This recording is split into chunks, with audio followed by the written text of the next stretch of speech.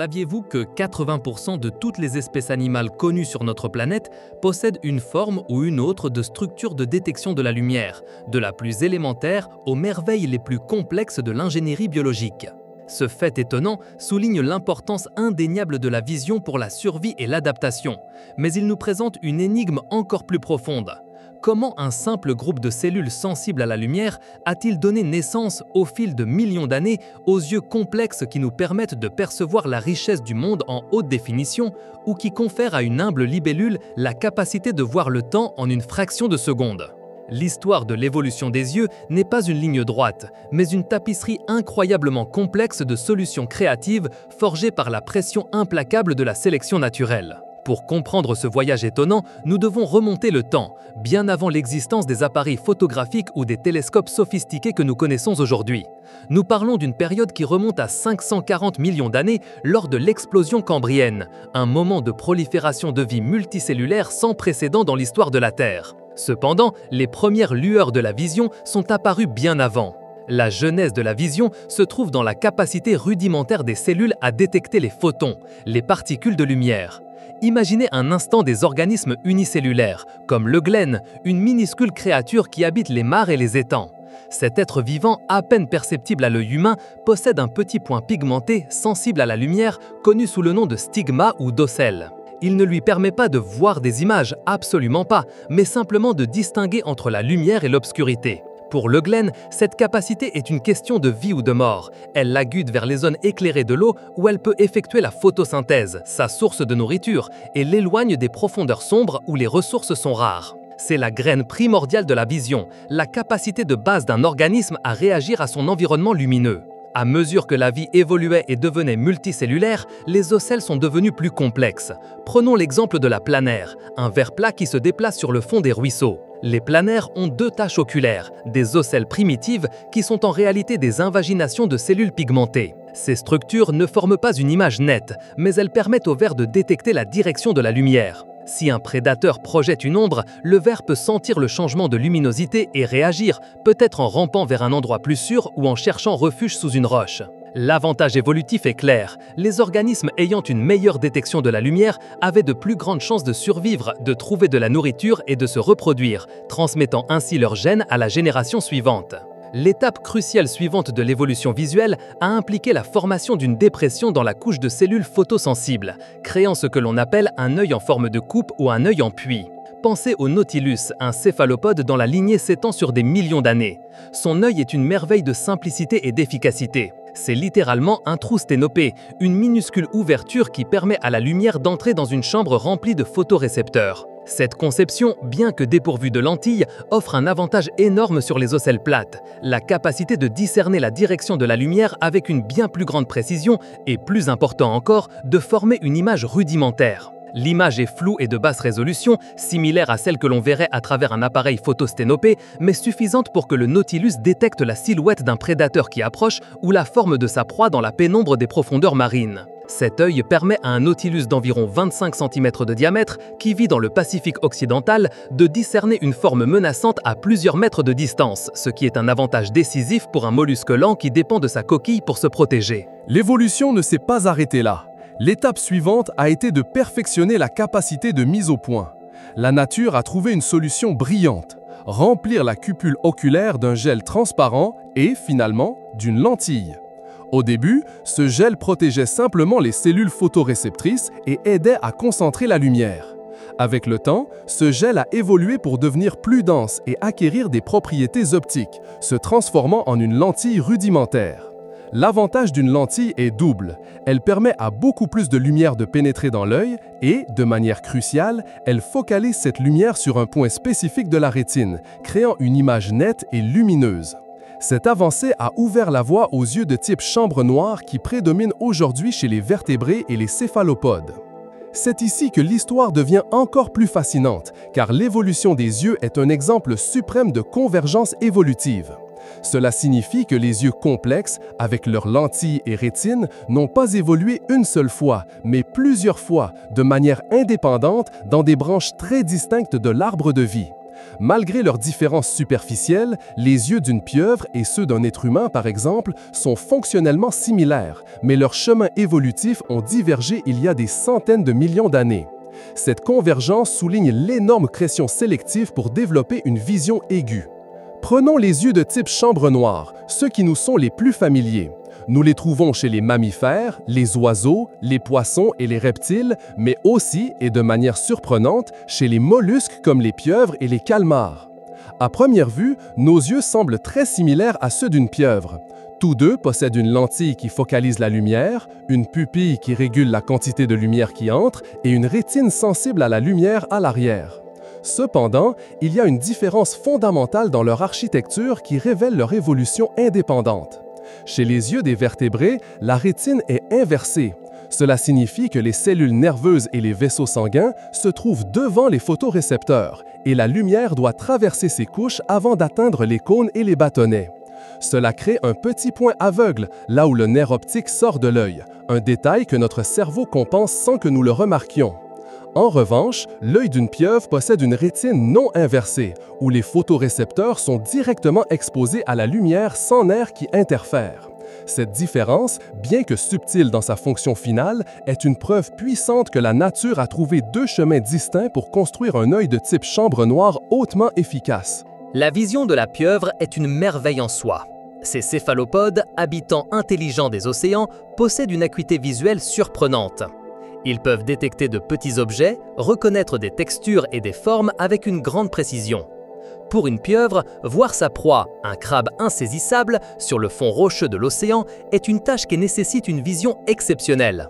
Son œil lui permet de distinguer les contours irréguliers du crabe contre les algues marines, et même de percevoir les mouvements les plus subtils de ses petites pattes, lui permettant de lancer une attaque précise. L'intelligence de la pieuvre, combinée à sa vue perçante, en fait un formidable prédateur et un maître du camouflage. Mais tous les yeux ne ressemblent pas à un appareil photo. Les arthropodes, un groupe immense qui comprend les insectes, les araignées et les crustacés, ont développé une solution visuelle complètement différente, l'œil composé. Ce type d'œil est une collection étonnante de milliers, parfois de dizaines de milliers d'unités individuelles appelées ommatidies. Chaque omatidie est comme un petit œil en soi, avec sa propre lentille et ses cellules photoréceptrices pointant dans une direction légèrement différente. Ensemble, elles construisent une image en mosaïque du monde. Pensez à un ancien écran de télévision, formé de nombreux pixels. C'est ainsi que le cerveau d'un insecte interprète les informations de son œil composé. Bien que la résolution d'un œil composé individuellement soit bien inférieure à celle d'un œil de type caméra, sa conception offre des avantages spectaculaires. L'un des plus remarquables est un champ de vision extrêmement large, souvent de 360 degrés chez de nombreuses espèces. Ceci est crucial pour des insectes comme les mouches qui doivent détecter les prédateurs s'approchant de n'importe quelle direction ou éviter rapidement les coups. Leur capacité à détecter le mouvement est également inégalée. Une mouche peut traiter les informations visuelles jusqu'à 200 fois par seconde, tandis que l'œil humain atteint à peine 60.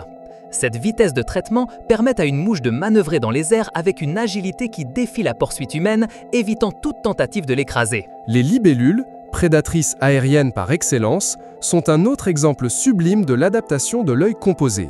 Leurs yeux, qui couvrent presque toute leur tête, contiennent jusqu'à 30 000 ommatidies. Cette profusion leur procure une vision quasi sphérique et une capacité étonnante à percevoir le mouvement et la profondeur. Une libellule, volant à des vitesses allant jusqu'à 56 km/h, peut identifier une proie, comme un moustique, à plusieurs mètres de distance, calculer sa trajectoire et l'intercepter en plein vol, avec une précision millimétrique.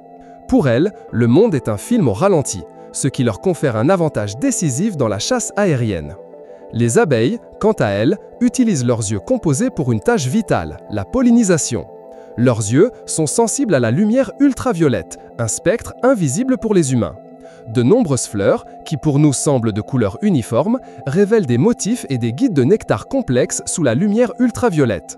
Ces chemins invisibles dirigent l'abeille directement vers le nectar et le pollen, optimisant son efficacité dans la recherche de nourriture et assurant la reproduction des plantes. De plus, les abeilles peuvent détecter la polarisation de la lumière solaire, une capacité qu'elles utilisent comme une boussole céleste pour s'orienter et naviguer de retour à leur ruche, même par temps nuageux. Au-delà des yeux de type caméra et des yeux composés, l'évolution a sculpté une variété étonnante d'adaptations visuelles, chacune conçue pour satisfaire les exigences uniques d'une niche écologique particulière. Un exemple moins courant, mais tout aussi fascinant, sont les yeux à miroir.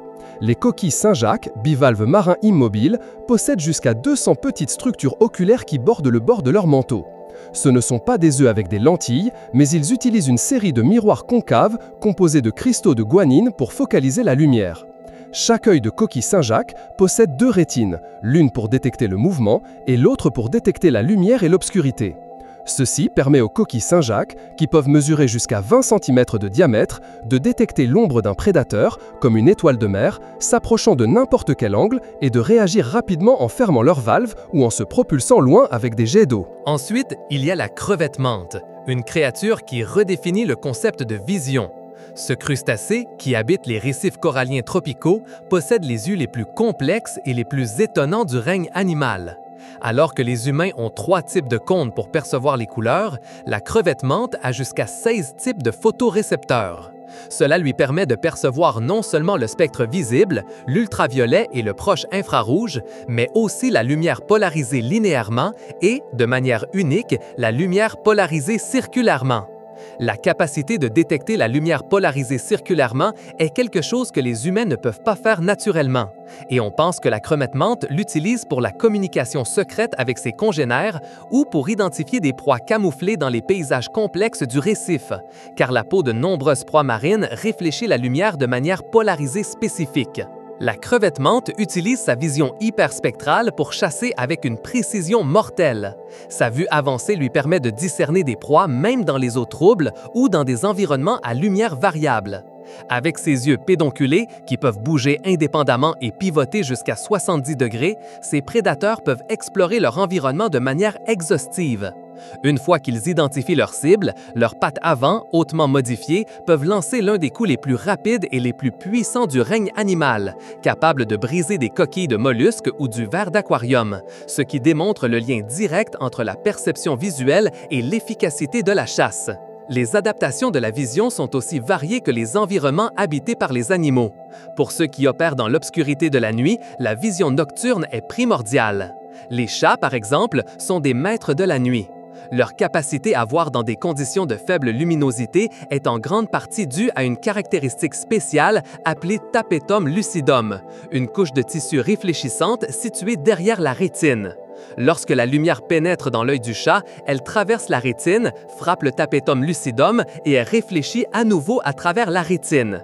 Cela donne aux photorécepteurs une seconde chance d'absorber la lumière, augmentant considérablement la sensibilité de l'œil dans l'obscurité. C'est ce qui fait briller les yeux d'un chat lorsqu'ils sont éclairés par une lumière la nuit. Un chat domestique peut voir avec seulement 1/6 de la lumière dont un humain a besoin. Cela lui permet de traquer une souris dans la pénombre d'une grange avec une précision effrayante. Les hiboux, avec leurs yeux massifs et fixes, sont un autre exemple étonnant de vision nocturne. Leurs globes oculaires sont si grands par rapport à leur tête qu'ils ne peuvent pas les faire pivoter dans leurs orbites. Pour compenser, ils ont des coups incroyablement flexibles qui leur permettent de faire pivoter leur tête jusqu'à 270 degrés, presque un tour complet, ce qui leur offre un champ de vision étonnant pour la chasse nocturne.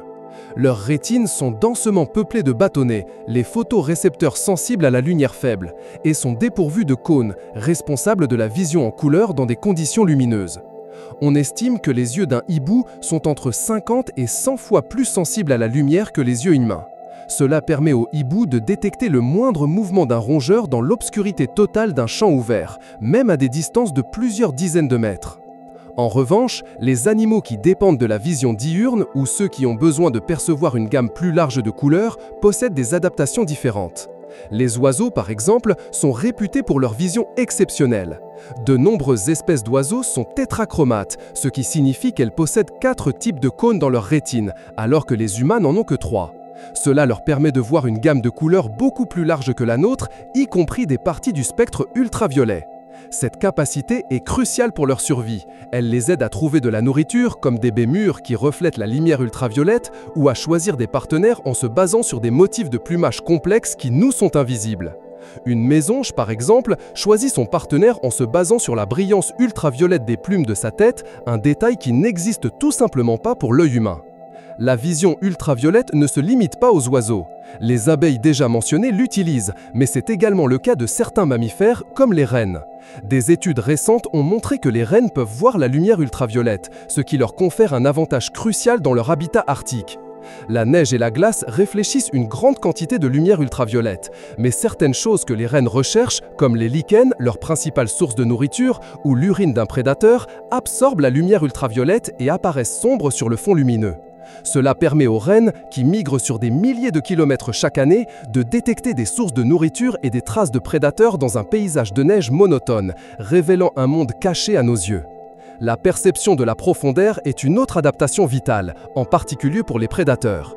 La vision binoculaire, où les deux yeux sont dirigés vers l'avant et leur champ de vision se chevauche, offre une excellente stéréopsie.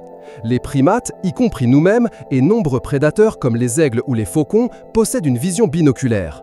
Un faucon pèlerin, qui peut atteindre des vitesses de piqué de plus de 320 km/h, utilise sa vision binoculaire pour juger avec précision la distance et la vitesse de sa proie, en vol, effectuant des ajustements millimétriques dans sa trajectoire pour garantir un impact réussi. L'acuité visuelle d'un faucon est environ 8 fois supérieure à celle d'un être humain, ce qui lui permet de détecter une proie de la taille d'un lapin à une distance de plus de 3 km. La vie aquatique présente des défis uniques pour la vision. L'eau déforme la lumière différemment de l'air, ce qui nécessite des adaptations spéciales. Les poissons, par exemple, ont des lentilles presque sphériques dans leurs yeux, ce qui leur permet de focaliser efficacement la lumière dans un milieu dense comme l'eau. Nos propres yeux, adaptés à l'air, ne fonctionnent pas bien sous l'eau sans un masque qui crée une poche d'air devant eux. Mais certains poissons ont poussé l'adaptation à un autre niveau, comme le poisson à 4 œils, Anableps. Cet étonnant poisson, qui vit dans les eaux saumâtres d'Amérique centrale et du Sud, a ses yeux divisés horizontalement en deux sections. La partie supérieure de son œil est adaptée pour voir dans l'air, avec une pupille elliptique et une courbure de lentille appropriée à la réfraction aérienne, tandis que la partie inférieure est adaptée pour voir sous l'eau, avec une forme de pupille et de lentille qui compense la réfraction de l'eau. Cela lui permet de nager en surface avec la moitié de chaque œil hors de l'eau, cherchant des insectes volants au-dessus et de petits poissons en dessous. Tout cela en même temps, une prouesse de l'ingénierie visuelle évolutive. La variété ne s'arrête pas là. Les caméléons, par exemple, sont célèbres pour l'étonnante indépendance de leurs yeux. Chaque œil peut bouger de manière complètement autonome par rapport à l'autre, ce qui permet aux caméléons, mesurant de quelques centimètres à 60 cm, d'observer deux points différents simultanément. L'un de leurs yeux peut être en train de scruter l'environnement à la recherche de prédateurs, tandis que l'autre se concentre sur une proie potentielle.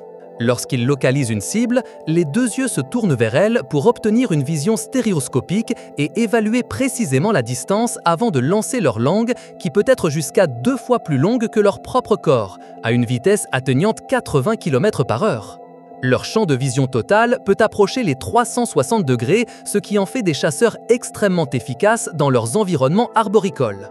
Les serpents, bien qu'ils soient dépourvus de paupières et qu'ils aient une vue relativement faible comparée à celle d'autres prédateurs, compensent cette limitation par une capacité visuelle unique dans le spectre infrarouge. Les vipères à fossettes, comme le crotal ou la tête de cuivre, possèdent des organes sensoriels spécialisés appelés fossettes loréales, situés entre l'œil et la narine. Ces fossettes sont thermosensibles et peuvent détecter la chaleur irradiée par la proie, créant une image thermique de l'environnement. Cette capacité permet aux serpents, même dans l'obscurité totale, de localiser et d'attaquer avec précision des proies à sang chaud, comme des souris ou des lapins, en discernant des différences de température d'à peine quelques dixièmes de degrés Celsius dans leur environnement. C'est une forme de vision complètement différente, basée sur la détection de la chaleur plutôt que de la lumière visible. Et que dire des araignées sauteuses, petites mais redoutables prédatrices? Bien qu'elles aient 8 yeux, leur vision principale se concentre sur 2 grands yeux frontaux qui leur confèrent une acuité visuelle exceptionnelle, comparable à celle de certains vertébrés. Ces yeux principaux sont comme des télescopes, capables de focaliser les objets avec une grande netteté. Les 6 autres yeux, plus petits et disposés autour de la tête, leur offrent une vision périphérique étendue, détectant le mouvement depuis presque n'importe quel angle. Lorsqu'une araignée sauteuse, mesurant à peine 1 ou 2 cm de long, détecte une mouche, elle utilise ses yeux latéraux pour suivre le mouvement, puis tourne ses yeux principaux pour fixer la cible avec une précision étonnante. Cela lui permet de calculer la distance et la trajectoire pour effectuer un saut incroyablement précis et capturer sa proie, dépassant souvent plusieurs fois sa propre longueur corporelle dans les airs. La chronologie de l'évolution visuelle est aussi vaste que la diversité des structures oculaires elles-mêmes. On estime que les premiers photorécepteurs sont apparus il y a au moins 700 millions d'années. Cependant, c'est au cours de l'explosion cambrienne, il y a environ 540 millions d'années, que les yeux complexes ont connu une diversification rapide. L'apparition de la vision a aiguisé la course aux armements entre prédateurs et proies. Un prédateur doté d'une vision améliorée pouvait détecter sa proie plus facilement. Mais une proie ayant une meilleure capacité à détecter le prédateur avait de plus grandes chances de s'échapper. Cette pression évolutive mutuelle a stimulé une accélération du développement de structures visuelles de plus en plus sophistiquées. Malgré l'étonnante diversité des yeux dans le règne animal, il existe un fil conducteur génétique. Le gène PAX6 est un gène maître conservé chez pratiquement tous les animaux dotés d'yeux, des mouches à fruits aux humains. Il agit comme un interrupteur principal qui, une fois activé, déclenche tout le programme de développement oculaire. Le fait que ce même gène contrôle le développement d'yeux si morphologiquement différents souligne une origine génétique commune pour la capacité de voir, bien que les structures physiques se soient diversifiées et évoluées indépendamment à de multiples reprises, un processus fascinant connu sous le nom d'évolution convergente. Le PAX6 ne construit pas l'œil, mais donne l'ordre de commencer la construction en utilisant les outils génétiques disponibles pour chaque lignée. Cette histoire de l'évolution des yeux témoigne du pouvoir de la sélection naturelle. Il ne s'agit pas d'une conception parfaite dès le départ, mais d'une série d'améliorations cumulatives et d'adaptations ingénieuses qui ont émergé à partir de structures préexistantes en réponse aux pressions environnementales. Les imperfections, comme le point aveugle dans l'œil humain, ne sont pas des défauts de conception, mais le résultat d'un processus de bricolage évolutif où la nature travaille avec ce qu'elle a sous la main, modifiant et perfectionnant les solutions existantes. Le voyage d'une simple tache sensible à la lumière à une vision complexe en haute définition ou à l'étonnante perception ultraviolette et polarisée est l'une des époques les plus inspirantes de la biologie. La vision animale continue de nous révéler des secrets, inspirant même les technologies humaines. Des caméras plus efficaces au système de détection de mouvement, les ingénieurs et les scientifiques s'inspirent constamment de l'étonnante diversité des yeux du règne animal. C'est la beauté de la science. Chaque réponse mène à une nouvelle question et chaque découverte nous rapproche un peu plus de la compréhension de l'incroyable complexité et de l'ingéniosité de la vie sur notre planète.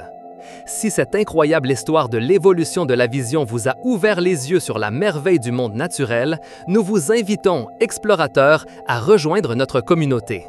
Abonnez-vous à la chaîne pour ne pas manquer nos prochaines expéditions vers le savoir. Laissez-nous un j'aime si ce voyage vous a semblé fascinant. Partagez cette vidéo avec ceux que le mystère de la vie passionne et laissez-nous un commentaire en nous disant quelle vision animale vous a semblé la plus surprenante. Votre soutien nous pousse à continuer d'explorer.